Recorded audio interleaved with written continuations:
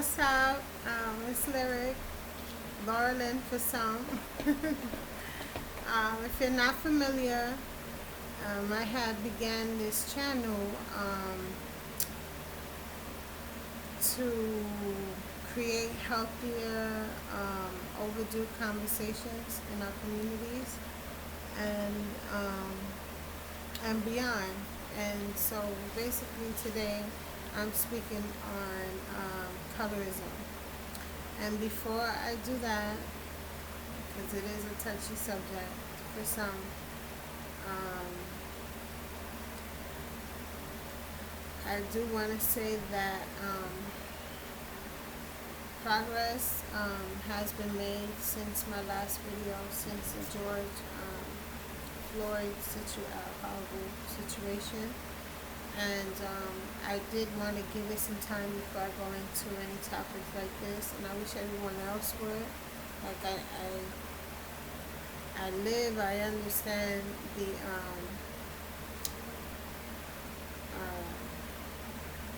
I don't know how to say those words. It's a long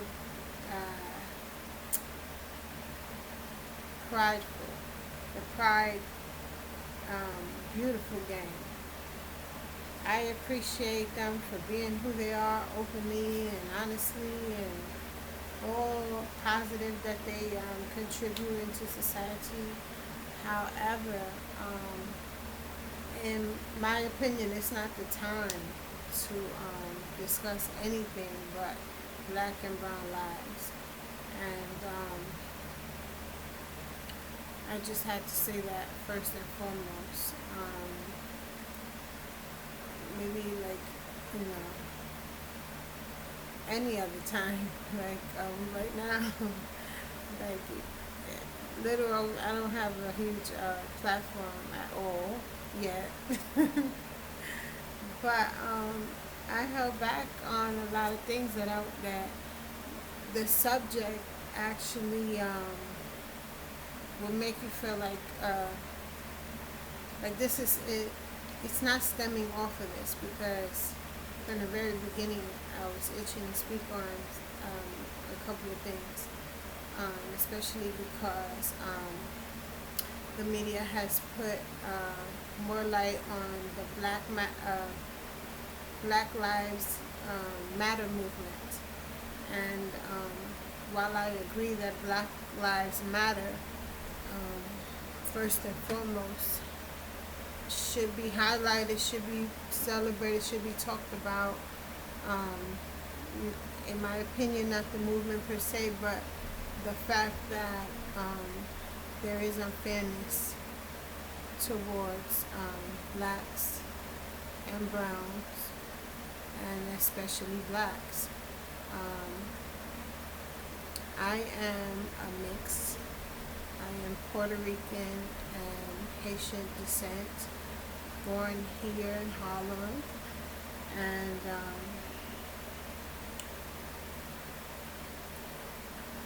I can tell you about both sides, which is why it's not, you know, I really like, if you know me, you know I just speak freely and offend often.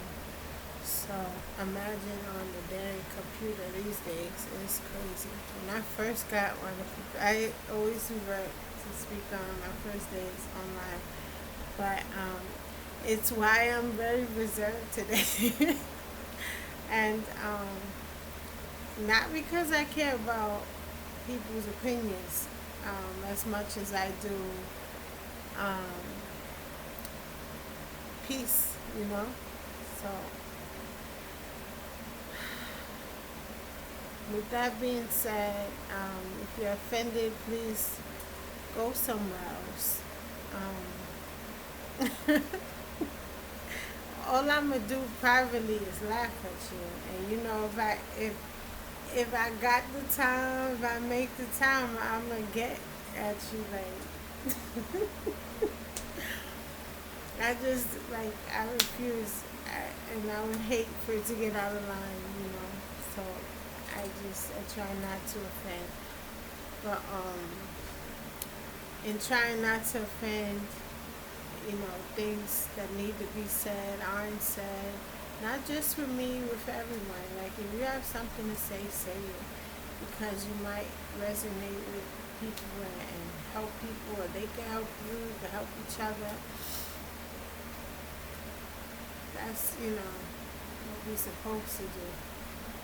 It's so sad that being PC it's it's allowed. Like, I'm an '80s baby. It's crazy. Well, okay, so could you imagine where would we wouldn't know Richard Pryor if he were to be a millennial. The next Richard Pryor, poor child, will never know.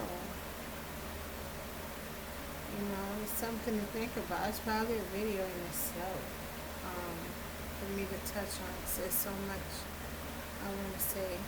I'm sorry I keep messing with my hair. I really started this video very late. It's the middle of the night. My rambunctious two little girls are in bed. One of them will get up soon, like the cops, to pick me up. And I said that. Because if she hears the slightest noise, she's going to check it out and she's going to come over here. And we'll have to cut this short, so. And definitely be PC with my words. So, anyway, where was I? I'm off topic. It's crazy, but yeah.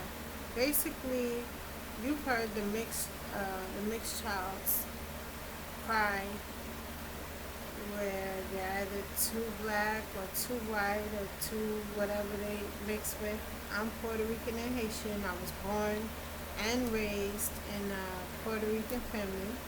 Well, I was raised by a Puerto Rican family since the age of, possibly 2 months or 6 months old.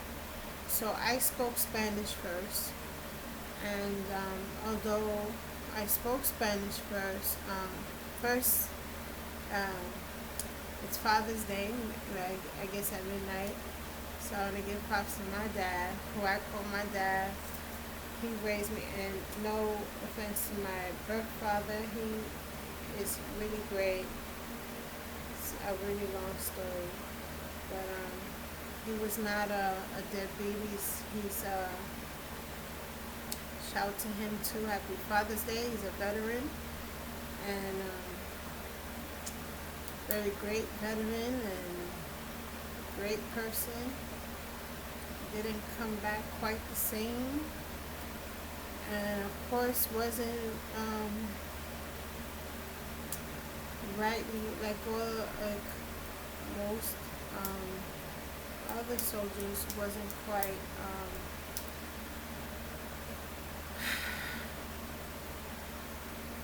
respected us so, in this country.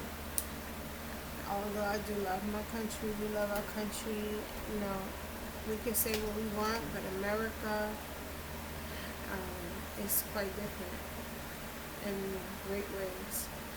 And we will have complaints anywhere we're at. So I wish, I don't want to go in on America either. Because I wouldn't want to be born anywhere else in the world. Given the current circumstances, where the things that have been going on are still being ignored, even though they're put in our face every day, and in people's face that never knew like how real it is for us, and still the question of racism still exists for some. is mind-boggling. And then the way people, these killer cops are not being arrested right away. After they're on camera, they still need more evidence, more looking into all of that. It's like makes you want to leave the country. I like been saying that and laughed at. Like, what are you talking about, girl? First of all, where will you go? I'm Puerto Rican and Haitian, so this is my country, and then Haiti is another country still being penalized for sticking up for themselves. First black country to fight slavery and actually win, overthrew the government and all that. However, um, been like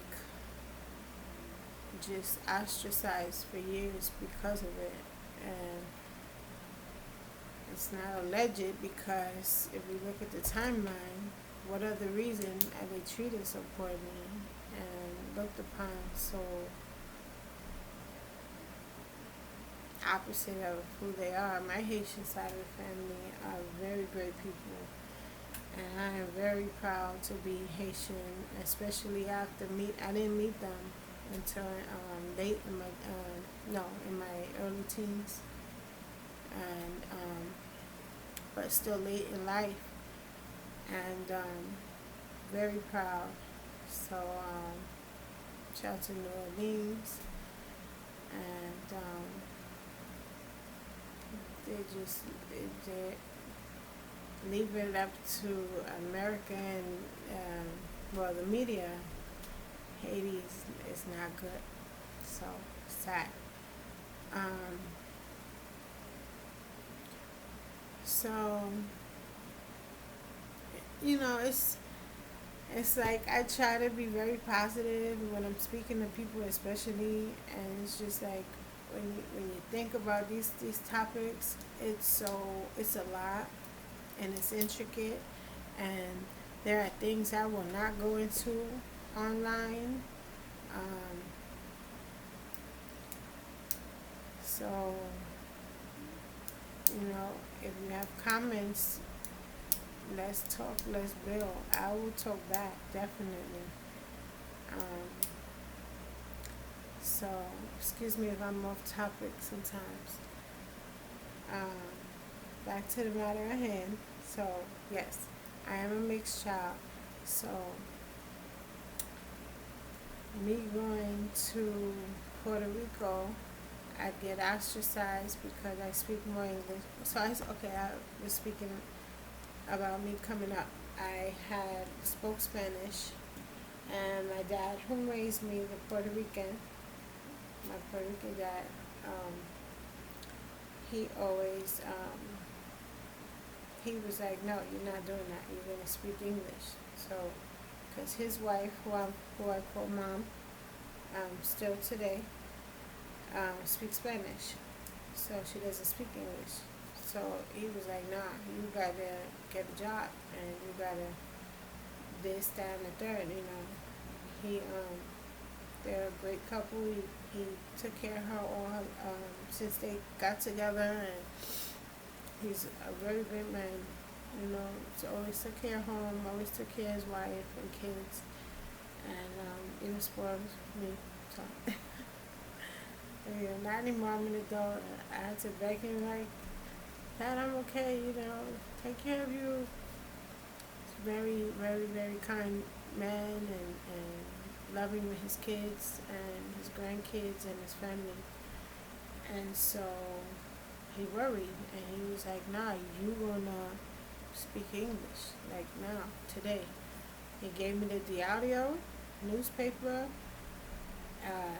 every day, maybe at least 5 days a week, daily news on the weekends, and I taught myself how to read, write, a lot from basically the gems he would throw at me, and tips on how to learn things and not be so dependent. Because I had, of course, every child has homework, and my mom was at home all the time. You would be at work, and she didn't know how to read the English. So I went to, I never went to a Spanish class. I went to kindergarten, and all my classes were regular, as if I was fluent in English, but I was actually learning, and then became that. Shout out to PBS, Sesame Street taught me English.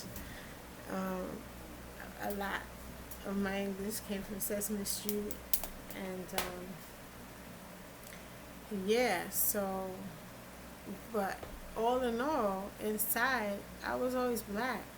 And I say that because my my taste in every all the way around. You know, I have black children. My taste in music, style, everything was always black, and culture, black and culture. And I didn't know. I actually never asked. It's not like they kept it from me. I didn't ask. It wasn't a thing. We're not like, I don't know. For whatever reason, I didn't know I was black till I met was going off to meet my family, and my mom was like, "Yeah, they Haitian." I'm like, "They Haitian." I'm Haitian. What? I always thought I was Jamaican. I love me some reggae.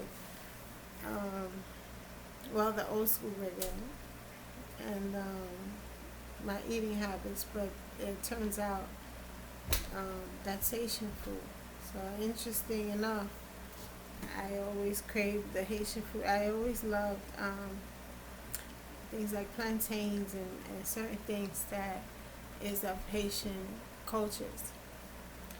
And though I love Puerto Rican culture, and very much Puerto Rican as well, I always inside I always felt different. I always felt black, and I just never asked. You know, I was the only one with a tan in my home, and then my birth family from, because I would see my birth mom and sisters and everybody else, and would like be like, wow, but I never really thought about it. So, um, what would make me feel so, back to the colorism, and I wanted to speak on colorism because a lot of reasons, but it's not just in black communities, in Spanish, different cultures of Hispanic, and all of it is the blame of the back, because I love white people too, but you know, the oppressors. The oppressors are the ones responsible for having us fight with ourselves. And it kills me today to see it continually go on. And another thing that bothers me is the fact that because there's an uproar and uprising and all that, we're supposed to forget that, first of all, this stuff been going on. Like I shared my story, I have my own personal story where I'm blessed to be blessed to be alive, and well, and still well, you know, behind the police and their ways. So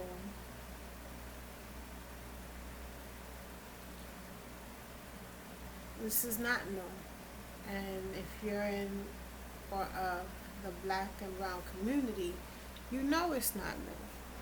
But yet you still are colorist. You're colorist. You're colorist. You don't like me because I'm brown skinned. Depending who you are, I'm light skinned.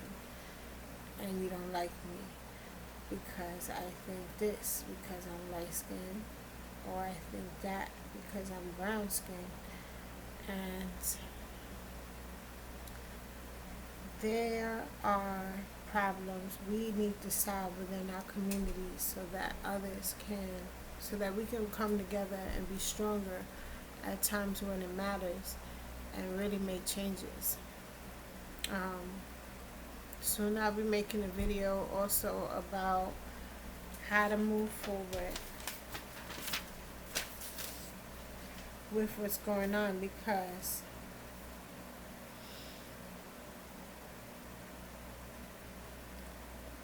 oh, and then there's the, it's a lot to talk about, stemming off the latest police bullshit. Yes.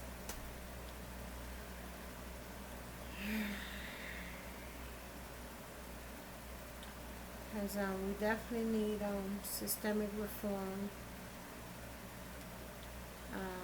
I don't know about uh, like taking the police out. We need a plan. I forgot what the new slogan is. Like, after slogan, um, let's let's create a unison. Let's talk about our core issues, because we can't pretend. Like, we can't just come together like Voltron and you don't really like me or I don't really like you, and there's things that need to be addressed. Just like the celebrities out here that's collecting money and saying all that they're saying, but they're not well with people in the public. Um, they're not well with a lot of relationships, and all relationships should matter to everyone. Like, it's crazy. Um, some people, back to the, and it's with colorism, and it's with what do you call that? With class, depending on how someone might view you because of your income. And we need to really fix all them issues before we go on and parade around and scream black lives or brown lives, and you're not even accepted in that. Like, when I was coming up as an artist, online, first of all, most of my support, that's why I even care to hold back, because when I don't care, I just talk. you know I don't mean to offend anyone at any time I do talk. That's why in the first place. But because I know this this does or whatever. Yeah, so it's like 4 in the morning. Alright, anyway, so my best supporters for my companies are black and brown. Actually, to be honest, more black than brown. I love my Spanish people. They don't support me. I don't have but excuse me, wow. Less than a handful of customers ever that resembled that half of me. That were that half of me. Everybody, just because you're a certain race, you doesn't mean you look like it either.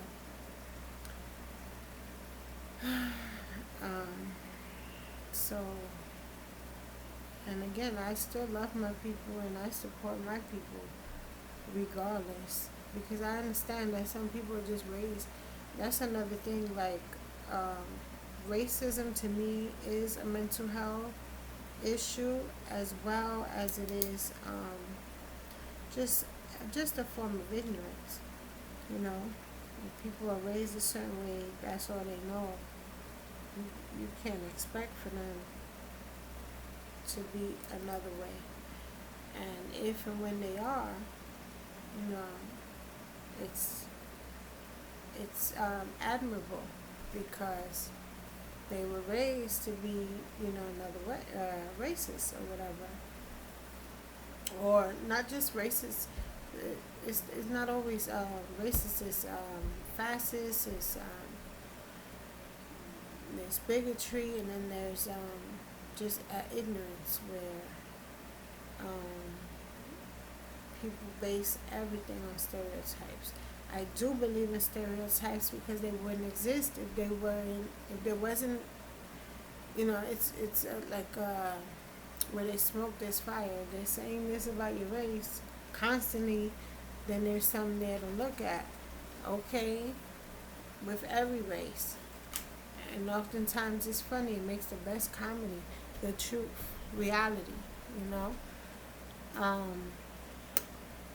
But when it's dividing and causing hate and fights and arguments and problems, that's unhealthy. That's extreme.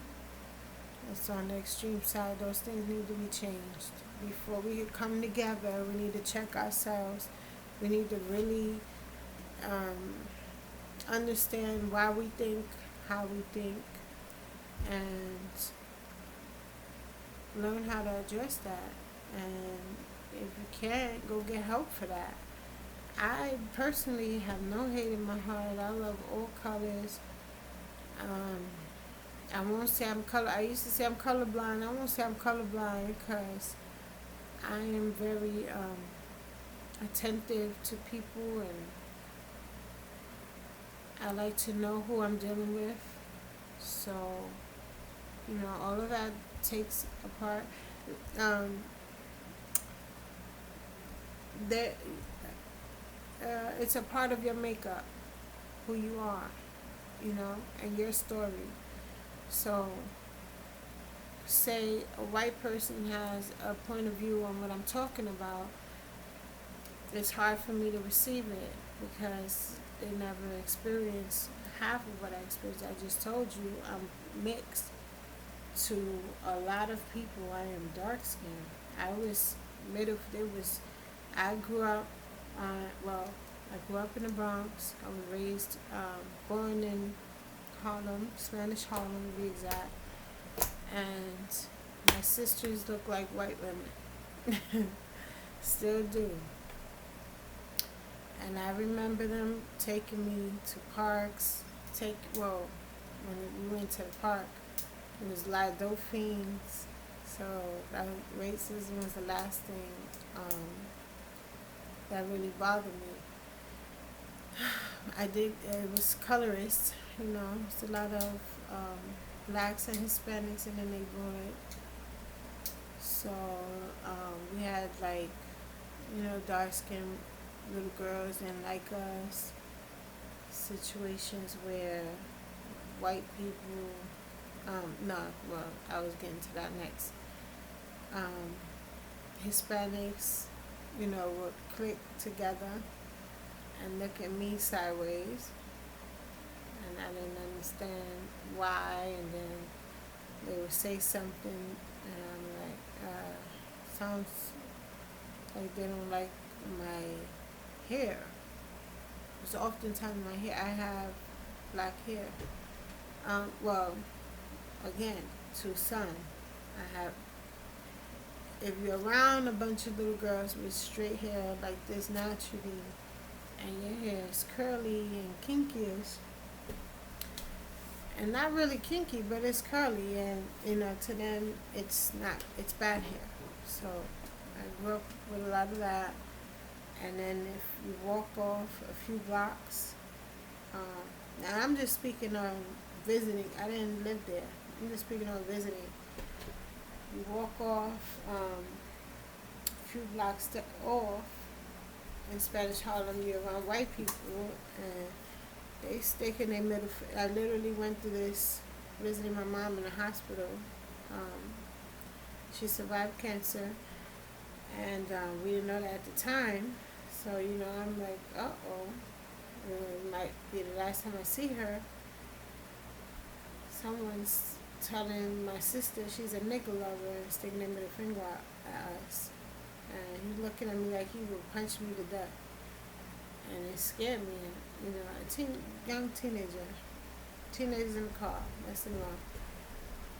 So I've got stories like that.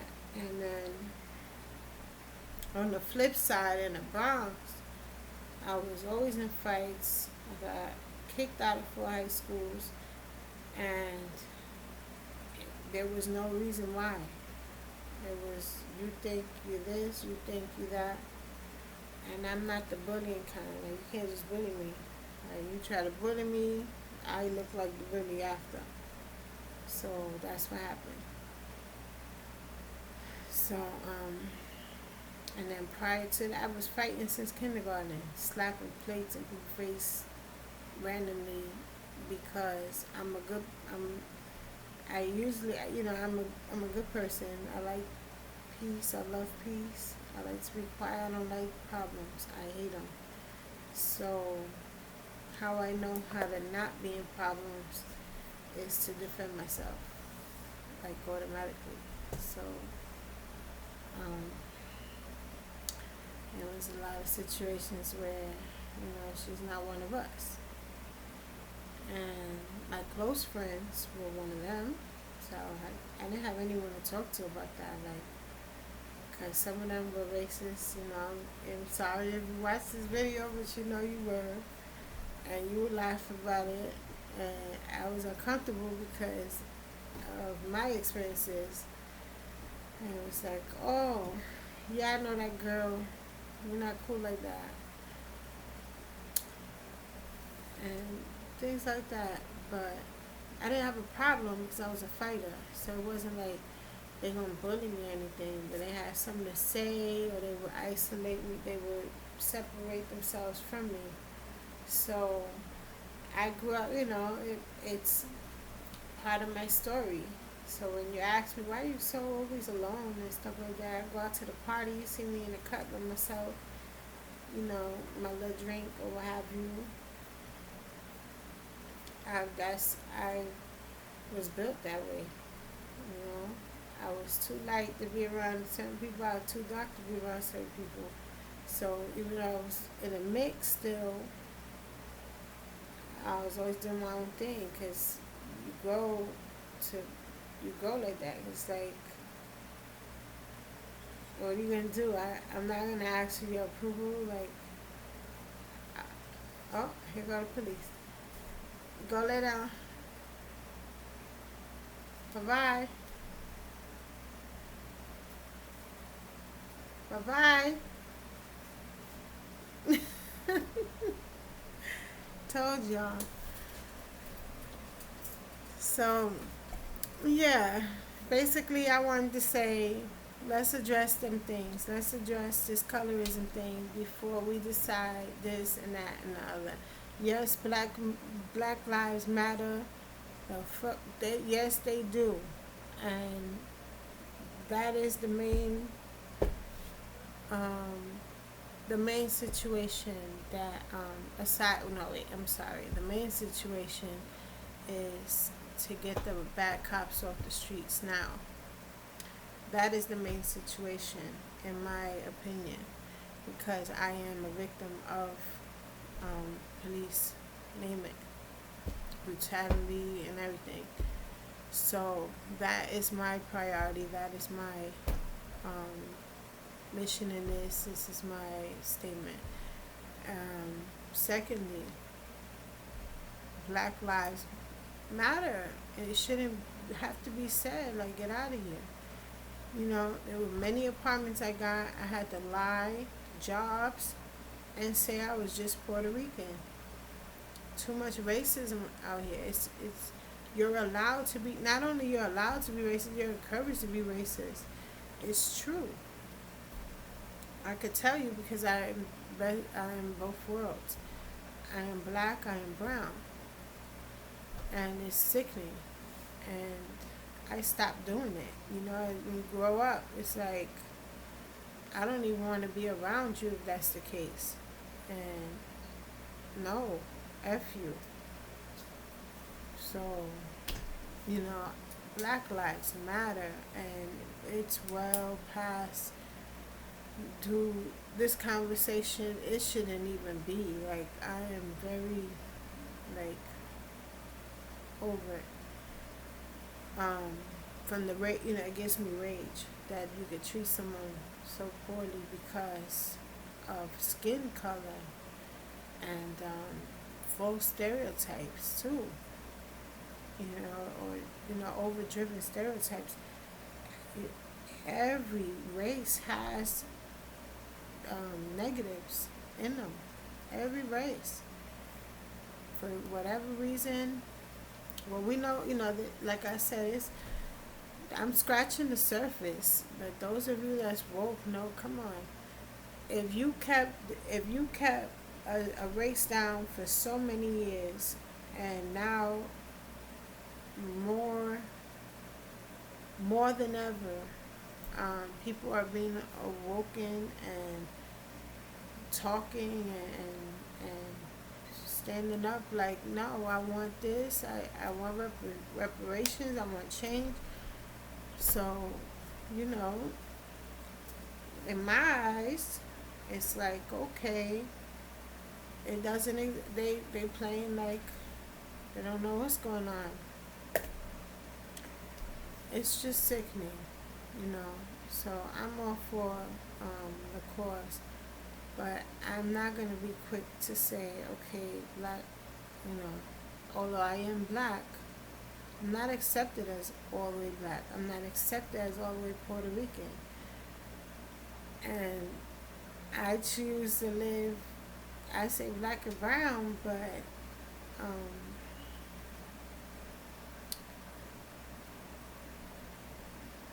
I'm saying let's start the discussion where we end this light skin, dark skin, um, Spanish, not Spanish, you ain't Spanish enough. I don't speak all the Spanish I spoke as I did when I was a little child because I learned English young. So I still have a little accent, I think, but to some Spanish people, I'm not Spanish enough. I get treated with racism. If I go in the wrong bodega, I'm afraid to eat. And that's real. And it shouldn't be like that. Because I love my people. And I'm not talking about necessarily Puerto Ricans either. I'm saying Hispanics of all different kinds are racist as well. Or colorists as well. And it ain't cool. And that's a discussion that needs to be had. And I hope I'm not offending people that are not like that and are not aware. But I do hope that you are now aware and have the conversation. And you will find a lot more out and understand why I'm even making this video. It's a passionate subject to me because it's a part of my everyday reality. Everyday reality. When I open my mouth, whatever the colorist or racist feels, I experience. It's like, oh, I thought you was this. Like, I thought you was black. I thought you was Puerto Rican. I thought you was Dominican. I thought you was whatever. And a lot of times that's like friendly, and then there's always that one where it's like, I thought you was this. Oh. And then the whole attitude changes. And it's like, okay, here we go again. And it's an everyday reality. Like, now with COVID, I'm not out a lot. But it's still a reality. It still goes on. and it's a problem that needs to be fixed. So let me know if you know what I'm talking about. Add to this. Let's build. Let's spark some changes, like everywhere we go. And peace, love, and blessings.